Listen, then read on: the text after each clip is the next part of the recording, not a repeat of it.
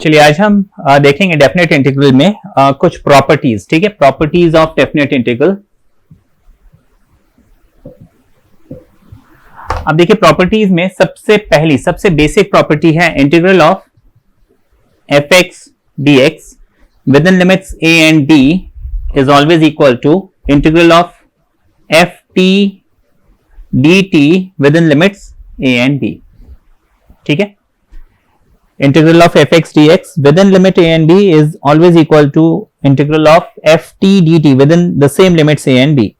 ठीक है, माना इंटीग्रेशन जो है वो इंडिपेंडेंट ऑफ वेरिएबल है। ठीक है, ये पहली प्रॉपर्टी है, बहुत इंपॉर्टेंट प्रॉपर्टी है और इसके प्रूफ को भी हम देखेंगे और इसको हम थोड़ा ध्यान से समझेंगे। यहां पे देखिए वेरिएबल चेंज करने से इंटीग्रल चेंज नहीं हो रहा है। अब कुछ लोगों के दिमाग में ये क्वेश्चन आता है कि भाई अभी पीछे हमने कुछ क्वेश्चंस किए तो हमने सब्स्टिट्यूशन किया, राइट, माना एक वेरिएबल को दूसरे वेरिएबल में कन्वर्ट किया। अब जब एक वेरिएबल को दूसरे वेरिएबल में कन्वर्ट किया तो वहां पे तो हमने लिमिट चेंज किया था, फिर ये प्रॉपर्टी कैसे वैलिड है? तो देखिए जैसे कि let's say integral of 1/2x plus 3 dx ये दिया हुआ है and let's say the limits are 0 and 1 for example। ठीक है, ये हो गया। अब पीछे हम क्या कर रहे थे कि 2x plus 3 को हमने t पुट किया, ठीक है, या फिर इस लिमिट को हम चेंज कर देते हैं, लेट्स से 1 से लेके 2 कर देते हैं। अच्छा, 2x plus 3 को हमने t पुट किया तो 2dx is equal to dt, यानी dx हो जाएगा dt by 2, ये हो जाएगा। तो दिस इंटीग्रल बिकम्स, dx की जगह हम लिख लेंगे dt whole upon 2 and 1 upon t, है ना। 2x प्लस 3 को हमने t एज्यूम किया था तो 1 अपॉन t। अब यहाँ पे हमें लिमिट चेंज करना पड़ता है, तो 1 जब मैं पुट करूंगा तो 2 1 2 प्लस 3, है ना, यानी कि 2 plus 3 that would be 5 and जब 2 पुट करूंगा 2 2 4 एंड 3 7। तो लिमिट हमने यहाँ पे चेंज किया। अब ये प्रॉपर्टी कह रहा है कि भाई with in the same limit F x D x F T T T होना चाहिए। यहां पे देखिए dx था, यहां पे dt था, लेकिन देखिए यहां पे हमें लिमिट चेंज क्यों करना पड़ा? ये प्रॉपर्टी कह रहा है कि एफ एक्स और एफ टी फंक्शन चेंज नहीं हो रहा है, सिर्फ वेरिएबल चेंज हो रहा है। यहां पे देखिए ऑल टुगेदर फंक्शन चेंज हो रहा है। यहां पे फंक्शन था 1/2x प्लस 3, जबकि यहां पे फंक्शन बन गया सिर्फ 1/t।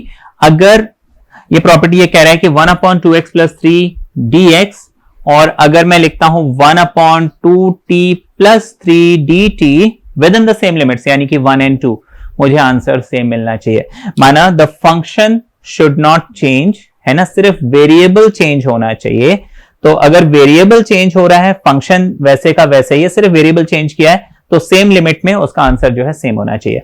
ठीक है, ये है। और पीछे जो हमने सब्स्टिट्यूशन वाले प्रीवियस क्लास में किए थे, तो सब्स्टिट्यूशन में क्या हो रहा था, फंक्शन ऑल टुगेदर चेंज हो रहा था, और क्योंकि फंक्शन ऑल टुगेदर चेंज हो गया तो मुझे लिमिट ऑब्वियसली चेंज करनी ही पड़ेगी, उस नए फंक्शन के रिस्पेक्ट में निकालना पड़ेगा। तो हम ये जो चेंज करते हैं उस नए फंक्शन के रिस्पेक्ट में हमने ये लिमिट्स निकाली हैं। ठीक है, ओके। अब इसके प्रूफ पे आते हैं। अब देखिए जैसे कि आपको बोला था integral of F x D X A to B is equal to F T D T A to B, ये बोला हुआ है। अब यहां पे हम मान लेते हैं phi X is primitive of F X. ठीक है, प्रिमिटिव माना इसको डिफरेंशिएट करके मुझे ये मिला है, that means D by D x of phi X should be F X, ये हमने एज्यूम किया है। ठीक है ना, तो यहां पे फाई एक्स क्या है, ये प्रिमिटिव है एफ एक्स का, यानी कि प्रिमिटिव का मतलब क्या है कि इसको जब मैं डिफरेंशिएट करूंगा तो मुझे ये मिलना चाहिए। अब D by D x of phi X अगर एफ एक्स है तो D by D T of phi T should be F T. इस चीज को हम समझते हैं। ठीक है, ये मैंने सिर्फ लिखा है बोल के आप आपको हाँ नहीं करना है। अब देखिए जैसे मैं बोलता हूं d by D x of sine x cos x है, इसका मतलब d by D T of sine t must be cos t. ठीक है ना भाई, जहां मुझे साइन मिलेगा और उसके साथ एक वेरिएबल होगा, अगर ऑपरेटर और वेरिएबल सेम है तो मुझे कॉस मिलेगा विद दैट वेरिएबल। ये हमने रूल पढ़ा हुआ है। तो फिर देखिए यहां पे भी साइन है, ऑपरेटर और वेरिएबल सेम है, तो फिर आंसर हमारा यही होना चाहिए। Similarly d by d y of sine y, obviously cos y, ये हमने पढ़ा हुआ है ना।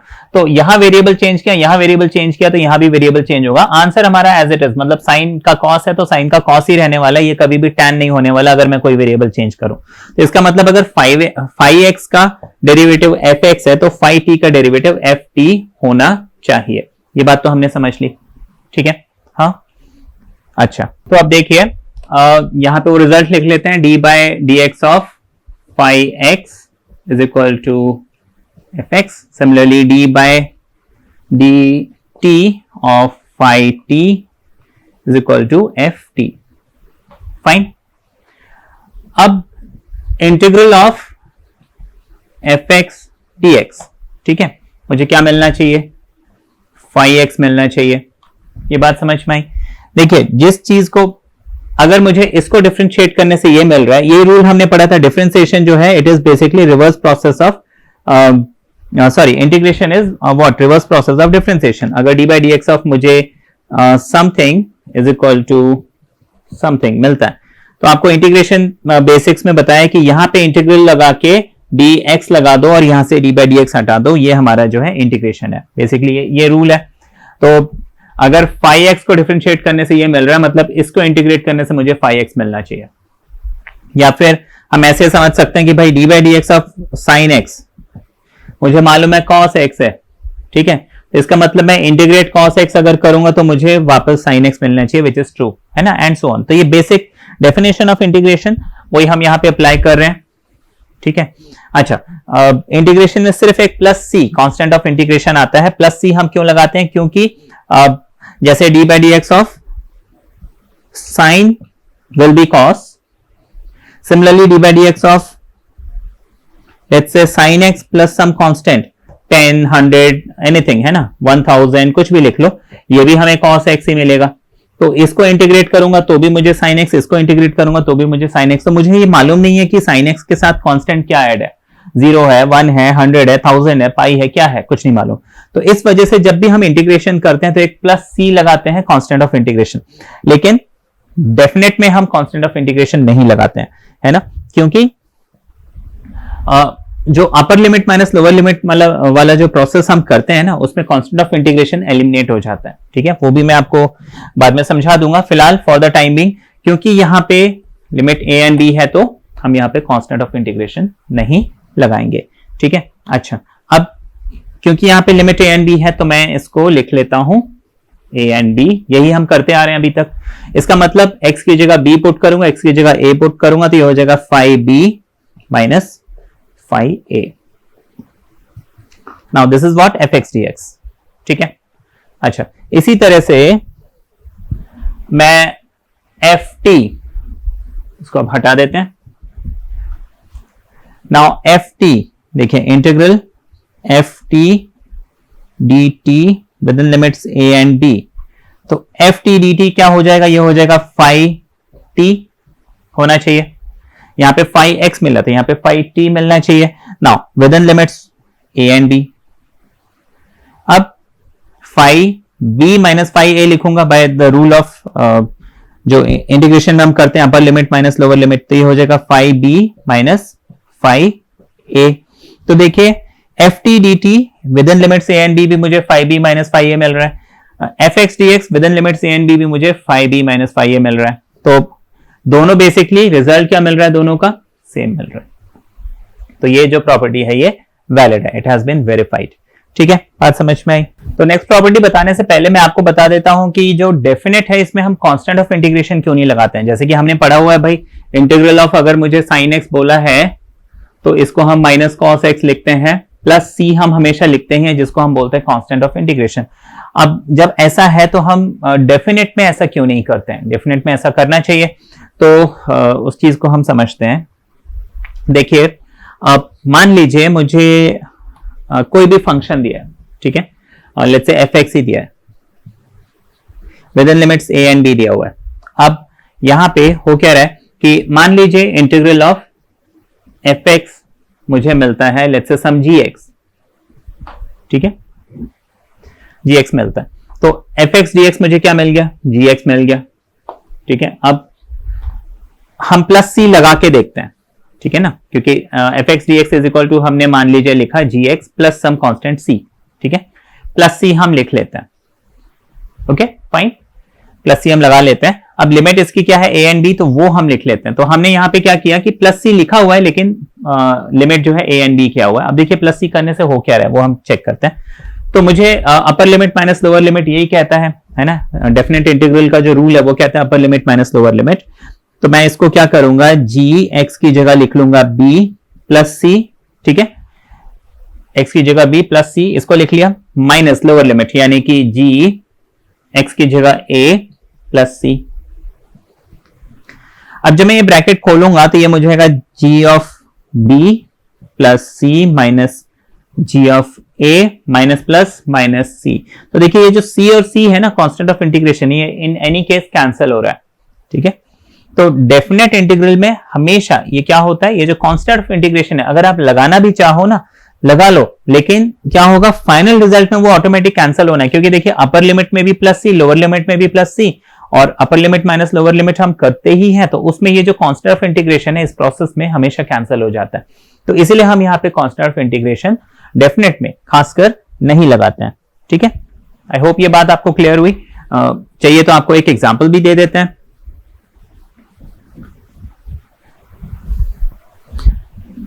अब मान लीजिए यही साइन एक्स क्या है, माइनस कॉस एक्स प्लस सी है, ठीक है, इसको ऐसे लिख लेते हैं। लेट्स से इसकी लिमिट थी 0 and let's say pi by 2, ठीक है। तो ये हो जाएगा 0 एंड पाई बाय 2, ठीक है। तो ये क्या हो जाएगा, minus of cos pi by 2 plus C, ठीक है ना, अपर लिमिट माइनस ब्रैकेट में माइनस ऑफ कॉस x की जगह हम लिख लेंगे 0 plus C, upper limit minus lower limit, ये हमने किया। अब जब ब्रैकेट ओपन करेंगे हो जाएगा minus cos pi by 2 plus c minus minus plus cos 0 minus plus minus. तो देखिए c और c फिर कैंसिल ही हो रहा है। किसी भी क्वेश्चन में है ना, जितने भी डेफिनेट के क्वेश्चन आप कीजिए है ना, उसमें अगर आप प्लस सी लगाओगे भी, देखना वो जब जैसे ही आप अपर लिमिट माइनस लोअर लिमिट करोगे ना वो कैंसिल हो जाएगा। तो इसलिए ये सी लगाने की जरूरत ही नहीं है। चलिए नेक्स्ट प्रॉपर्टी देखते हैं। नेक्स्ट प्रॉपर्टी है let's say integral of within limits a and b fx dx equals to minus integral of limits b to a fx dx, ठीक है। बेसिकली मैंने क्या किया, कुछ चेंज नहीं किया, सिर्फ लिमिट जो है उनकी जगह बदल दी है ना, a टू b था उसको b टू a किया, तो सिर्फ एक माइनस साइन का फर्क आया। तो मतलब अगर मैं लिमिट की जगह इंटरचेंज करता हूं, मतलब अपर लिमिट को लोअर और लोअर लिमिट को अपर करता हूं, तो फिर सिर्फ एक माइनस साइन आता है और कुछ नहीं होता। ये एक इंपॉर्टेंट प्रॉपर्टी है। ये प्रॉपर्टी भी हमें कई जगह पे क्वेश्चन में यूज करनी पड़ेंगी। अब देखिए इसका प्रूफ अगेन मैं मान लेता हूं कि जो फाई एक्स है वो एफ एक्स का प्रिमिटिव है। माना इस एफ एक्स को जब मैं इंटीग्रेट करूंगा तो मुझे फाई एक्स मिलेगा। तो सॉरी, ए से लेके b F x D x हो जाएगा phi x within limits a and b, जिसको हम लिख सकते हैं फाई एक्स की जगह हम पुट कर देंगे बी माइनस फाई एक्स की जगह हम पुट कर देंगे ए, राइट। ये हो गया। अच्छा, अब हम एक काम करते हैं, minus a to b F x D x इसकी वैल्यू निकालते हैं और देखते हैं हमें क्या मिलता है। तो देखिए अभी इन सब को छोड़ दीजिए, एफ एक्स डी एक्स का प्रिमिटिव फाई एक्स है, ये तो हमने यहां पे एज्यूम किया हुआ है, ठीक है ना। तो फिर इसको हम एज इट इज लिख लेते हैं। बी टू ए लिमिट है, उस बी टू ए लिमिट को भी हम एज इट इज रहने देते हैं। बाहर माइनस साइन है ना, उसको हम एज इट इज यहां पे लिख लेते हैं। अब देखिए रूल क्या है, अपर लिमिट माइनस लोअर लिमिट। अब यहां पे अपर लिमिट a है तो मैं इसको लिखूंगा phi of a minus phi of b। अब जब ये माइनस साइन अंदर जाएगा, या फिर इसको हम ऐसे समझ सकते हैं कि a माइनस बी, और यहां पे बाहर अगर माइनस साइन कॉमन है तो इसको हम b माइनस a ऐसे लिख सकते हैं। बेसिक सी बात है, माइनस साइन अंदर जाता है तो b पॉजिटिव बन जाता है, a नेगेटिव बन जाता है। मतलब ये माइनस साइन जब अंदर जाएगा ये b पॉजिटिव बन जाएगा, तो मैं पॉजिटिव को पहले लिख लेता हूं, है ना, माइनस माइनस प्लस, तो इसको मैं पहले लिख लेता हूं 5b, और ये माइनस होगा तो इसको मैं बाद में लिख लेता हूं। देखिए आगे पीछे लिखने से कोई फर्क तो पड़ना नहीं है, तो 5b माइनस 5a मिल रहा है। अच्छा, ये जो है ये भी मुझे 5b माइनस 5a मिल रहा है, ये भी मुझे 5b माइनस 5a मिल रहा है, इसका मतलब ये दोनों आपस में इक्वल है। सो ये जो है this proves this particular property. Okay, next property देखते हैं। आपको बोला है within limits a and b, let's say fx dx। Now this can be written as within limits a to c fx dx plus within limits c and d fx dx। ठीक है, ये next property है जहां पे जो c है this lies between a and b। ठीक है, ये जो c हमने क्वांटिटी ली है ये a और b के बीच में लाई करता है। ठीक है ना, तो ये बहुत इंपॉर्टेंट प्रॉपर्टी है, ये भी हमें कई जगह पे बहुत सारे क्वेश्चंस में यूज करना पड़ेगा। तो बेसिकली मैं किसी भी इंटीग्रल को स्प्लिट कर सकता हूं दो अलग अलग इंटीग्रल्स में विद डिफरेंट लिमिट्स। ठीक है, और ये मतलब एक जैसे मुझे मान लीजिए इंटीग्रल 0 to π/2 बोला है and some function let's say sin x बोला है या कुछ भी बोला है। ठीक, तो इसको मैं क्या कर सकता हूं, लेट्स से 0 to π/2 यानी कि 90। अब इसके बीच में मैं लिमिट लेट्स से π/3 इसके बीच में आता है, π/2 के बीच में π/3 आता है, तो मैं इसको मैं sin x dx प्लस π/3 से π/2 sin x dx ऐसे लिख सकता हूं, या फिर π/4 है ना, मेरी मर्जी है। ये 0 और π/2 के बीच में, जैसे 0 और 90 के बीच में 60 आता है, 45 आता है, 30 आता है, π/6 है ना। बेसिकली यहां पे जो लिमिट मैं ले रहा हूं, यहां पे जो लिमिट है ये सेम होनी चाहिए, है ना। तो ऐसे मुझे करना होगा। ठीक है, ऐसे स्प्लिट करके अगर मैं निकालूंगा आंसर तो मुझे आंसर वही मिलना है। प्रूफ देखते हैं इसका। अब देखिए अगेन मैंने क्या किया, फाई एक्स जो है इसका प्रिमिटिव मान लिया, तो फिर ये जो है क्या बन जाएगा, अब तो प्रैक्टिस हो गई है तो आप इसको सीधा सीधा फाई बी माइनस फाई ए ऐसे लिख लीजिए। ठीक है ना, जब मैं इसको सॉल्व करूंगा, देखिए एफ एक्स डी एक्स का इंटीग्रल मुझे फाई एक्स मिलेगा, ऐसा हमने एज्यूम किया हुआ है, और क्योंकि लिमिट ए एंड बी है तो इसको फाई बी माइनस फाई ए लिख लेते हैं। इस राइट हैंड साइड को देखते हैं, दिस पोर्शन हमें मिलता क्या है। तो एफ एक्स को मैंने लिख लिया phi x within limits A to C, और इस एफ एक्स को भी मैंने लिख लिया phi X again within limits C and B. ठीक, now this becomes upper limit minus lower limit, यानी कि phi C minus phi A. ठीक है, ऐसे ही लिखेंगे। अच्छा, बीच में प्लस का साइन, इसको हम लिख लेंगे फाई बी माइनस फाई सी। ठीक, ब्रैकेट ओपन करते हैं, मैं यहां पे लिख लेता हूं, तो ये हो जाएगा फाई सी। देखिए इस चीज को मैं लिख रहा हूं फाई सी माइनस फाई ए, फिर प्लस। अब देखिए प्लस है तो अंदर के सारे साइन एज इट इज रहेंगे, चेंज नहीं होंगे, तो हम इसको लिख लेते हैं plus phi of B minus phi of C. अब देखिए ये प्लस फाई सी या माइनस फाई सी आपस में कैंसिल हो जाएंगे, तो मेरे पास बच जाएगा minus of phi a plus of phi b, जिसको हम अगर स्वैप करते हैं तो फाई बी पहले लिख लेंगे, माइनस फाई ए बाद में लिख लेंगे। ठीक है, और ये जो रिजल्ट है और ये जो रिजल्ट है, देखिए दोनों एग्जैक्टली सेम है, मतलब इस चीज को ऐसे लिखा जा सकता है। ठीक है, ये इसका प्रूफ समझ में आ गया। मोरओवर जरूरी नहीं है कि बीच में आप एक ही नंबर निकालो, आप ऐसे इसको कई सारे इंटरवल्स में ब्रेक कर सकते हो। ठीक है ना, जैसे कि मान लीजिए मुझे limits a and be the हुई है, यहाँ पे ए और बी, तो आप ए और बी के बीच में let's say C D E ऐसे n नंबर ऑफ लिमिट्स निकाल सकते हैं। और इस चीज को आप कैसे लिख सकते हैं, a to c f x D x plus c to d f x D x plus d2e fx dx plus e2b fx dx। ठीक है, मतलब ये मैंने एक एग्जांपल बताया, इसको आप कितने भी पार्ट्स में स्प्लिट कर सकते हैं। बस ये ध्यान रखना कि जो मुझे ओरिजिनल क्वेश्चन में अपर एंड लोअर लिमिट दी हुई है, वो अपर लिमिट अपनी जगह होनी चाहिए, वो लोअर लिमिट अपनी जगह होनी चाहिए। जब मैं इसको स्प्लिट करूं, सबसे पहले इंटीग्रल में देखिए जो लोअर लिमिट है और सबसे लास्ट में जो अपर लिमिट है वो एग्जैक्टली यही होना चाहिए। और बीच में जो मैं स्प्लिट कर रहा हूं, जैसे यहां पे अगर c है तो इसके नेक्स्ट में यहां पे c है, यहां पे अगर d है तो यहां पे d है, यहां पे e है तो यहां पे e है। माने ये जो लिमिट्स हैं ये पेयर में होने चाहिए, मतलब c और c एक पेयर बन गया, d और d एक पेयर बन गया, e और e एक पेयर बन गया।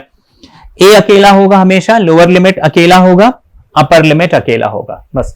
इसके अलावा बाकी जितने भी नंबर्स हैं ये अकेले नहीं होने चाहिए।